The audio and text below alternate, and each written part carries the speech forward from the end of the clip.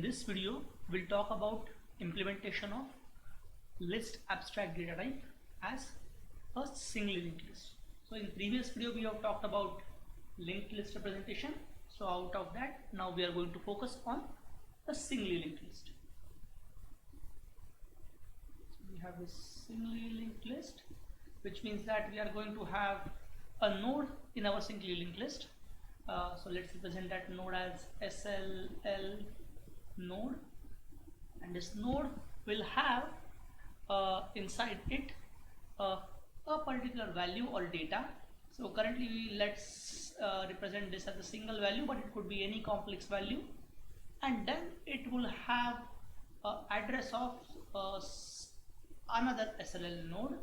So we'll call it as SLL node pointer, and let's name it next. Okay, so that's how our node will be. So if I try to visualize our node, it has two parts. One is the value and other is the next pointer. Okay, and now when I define my singly linked list, all it will have is simply pointer to a node. So it will have singly linked list node pointer, and we'll call it as the head of the list. Okay, so it will point to one of the existing nodes, and that's how my singly linked list will be represented. Okay, so once I define this singly linked list, I have to define operations over this singly linked list. Okay, so which operations I will have? So I will have a create new operation. So we have talked about the operation when we define the list as abstract data type. So if you remember these operations that we have talked of, so we are going to have these operations now on our singly linked list. So let's start with create new. So what I'm doing is I'm just creating an empty list. Okay, so if I write the implementation, all I will do is that I will take the head pointer and I will set it to a special value called null to indicate that, oh, there is no node that this head points to. So null is a special value which otherwise should not be used. So it's a special value indicating that the head points to nothing. So I have no element in my list. Okay, so along with the head, sometimes you might want to keep track of number of elements in your list. So if you have an extra data element here for your list, you can set that. Fine. So this is how I will create new.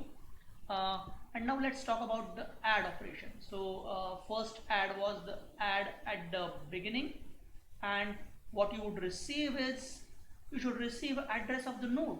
So if you remember from the previous video, we talked about the linked list, and various nodes are created at some place in the memory.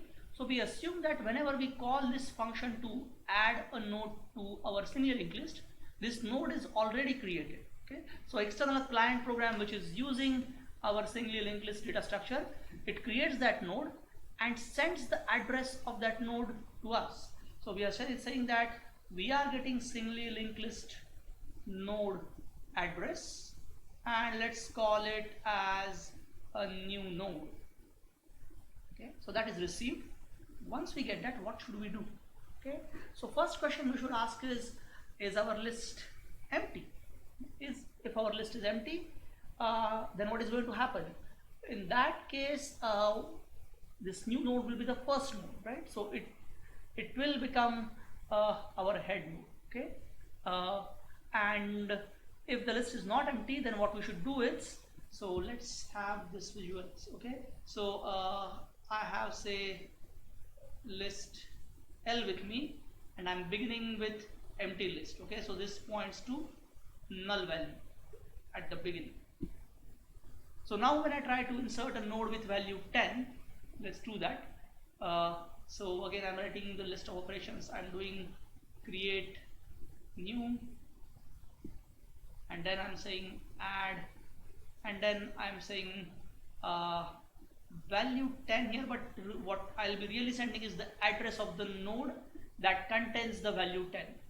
So please understand, we are abusing the notation a bit here. Okay, so I'm telling insert value 10, but in reality I should be sending the address of the node.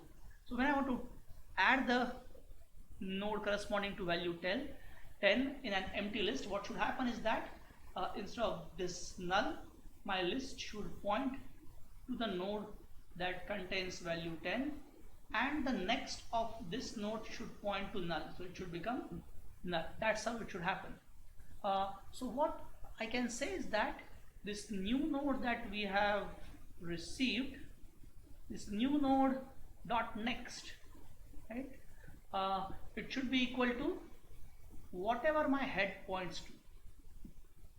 If my list was empty, then the head would be null, and then my new node dot next should be null. That's the case.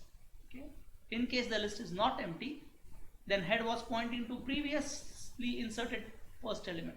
Then my new node would be pointing to it, and after that, my head node should become the new node. Okay, so new node, and that's the way things should work. Okay, so this is my add at the beginning. So no matter if my list is empty or the list is not empty, it's still the same implementation.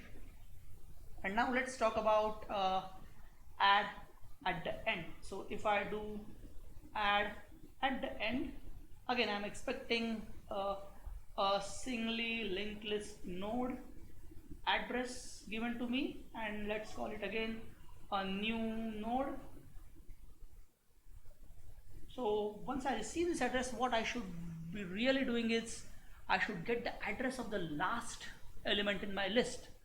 So let's assume that we have a function in our singly linked list called get last node address. Okay, let's say we have this kind of function, and we call this function and we get the address of the last node. Okay, so let's call this as L node, which is the last node. So if this last node happens to be null, which means that our list is empty, in that case what we should do. Okay, so first let's assume that our last node is not null. Okay, in that case what we should do is we should just copy the next address in the last node. So we should say that this new node, let me leave some space, new node dot next should be equal to this last node dot next. Okay, but this last node dot next is null. Okay, so I should be doing it the other way, right? So I should be saying that the last node dot next should be equal to the new node. That's how I will set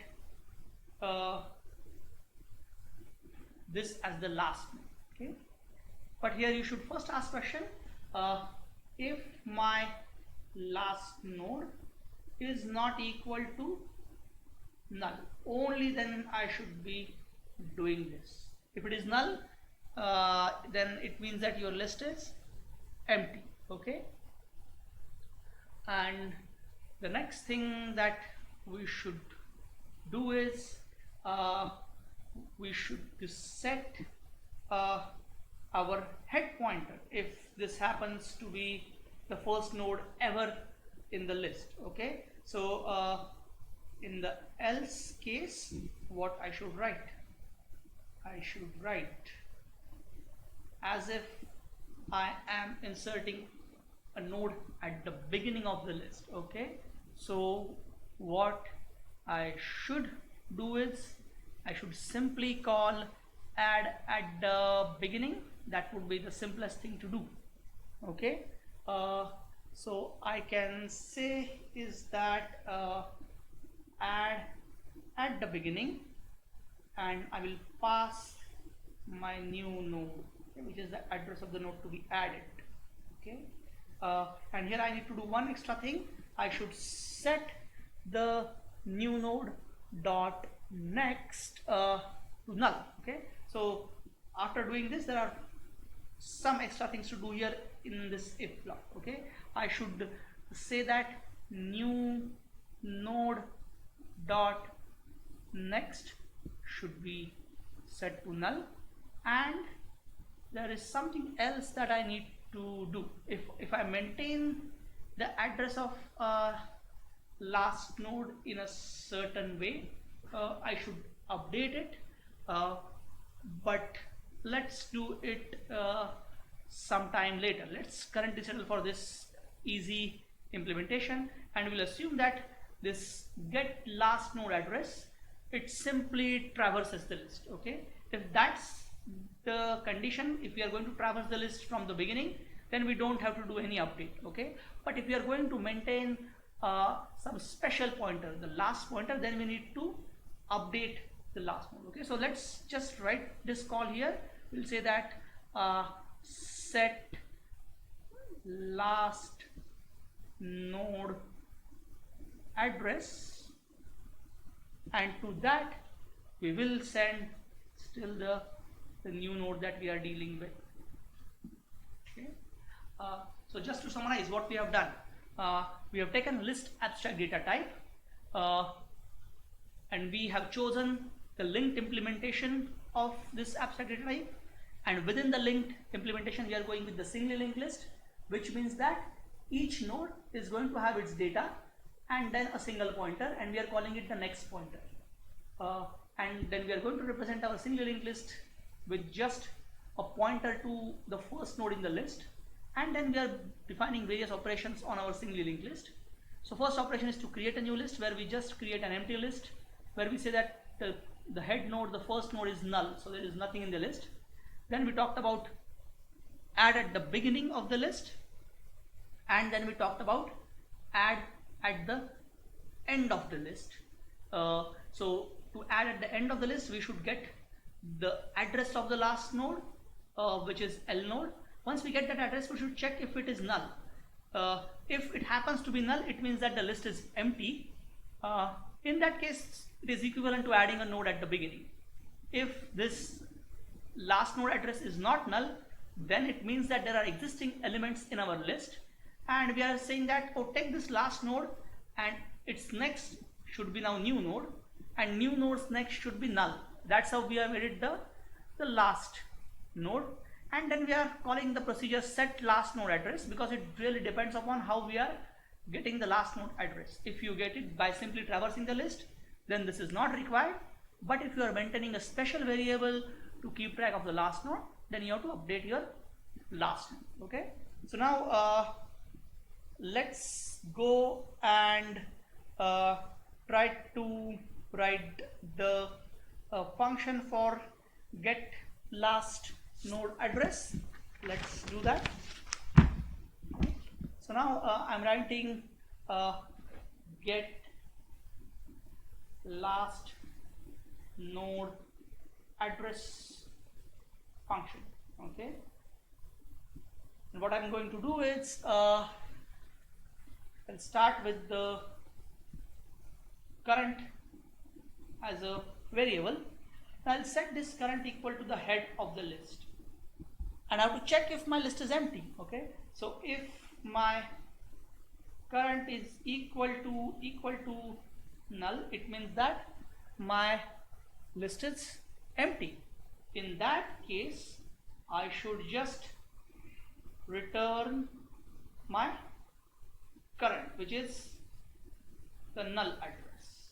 Okay, otherwise what I should do is I should say that the next element is equal to current dot next. So if this is the list of say 1, 2, 3 and 4 elements, at the beginning this is where the current points, okay, and this is where the next points. That's how we are starting. And now I have to keep on moving these pointers ahead. So in the next step I will move current to the next, and then I will move next to one step ahead. Okay, so now I should have a looping construct. Let's say I'm going to have a while loop. We should see what is the condition that we need to put in. But inside this loop, what we should be doing is that we should be saying that, well, current is equal to current pointer next. Okay. And how long we should keep on doing this? I think we should keep on doing this till the current pointer next is not null. Okay, so current pointer next is not equal to null. In that case, I don't really again need the explicit next pointer. Okay, so with current and its current dot next, we can do it. Okay, so let's see what happens. Okay, so I have 1, 2, 3, and 4. Okay, so when I start, my current is 1. Is 1 dot next null? No. So then 1 will become 1 dot next, which this should be 2. Then 1 dot next will be 2. So my current will become 2. Is 2 dot next null? No. In that case, my current will become 2 dot next, which is 3. So is 3 dot next equal to null? No, it is 4. In that case, my current will become 3 dot next, which is 4. Is 4 dot next equal to null? Yes, it is. In that case, I will break out. Okay, which means that the address currently stored in the current is the address of my last node, and I should be returning the current address. Okay, and that's where my get last node does its job. Okay, but we can have another implementation where we are keeping track of the not just head but also the last element. So I might have SLL node pointer and head, and let's call it tail. Okay, in that case, whenever I create the new, I should say that even my tail is equal to null by default when I have empty list, and when I add something at the beginning of the list, now I will have to make some changes. Okay, and what that change? The change should be, I should be checking if my head is null. If my head is null, then I should set both my head and tail as the new node. Okay, so I need to add one extra conditional block here, and I should ask my question, is my head equal to null? If that's the case, in that case, tail should also be equal to new node. Otherwise, there is nothing to do with the tail. Okay. So that's the way things will work in case of create new and add at the beginning, and let's see how things will change in add at the end.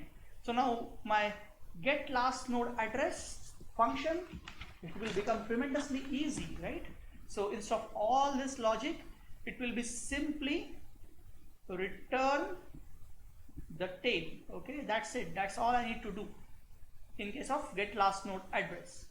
But then I will have to write the update or set last node, right? Set last node address. Okay, and I received the address here. Okay, and what I'll be doing is I'll be simply saying that my tail is equal to the address that I received.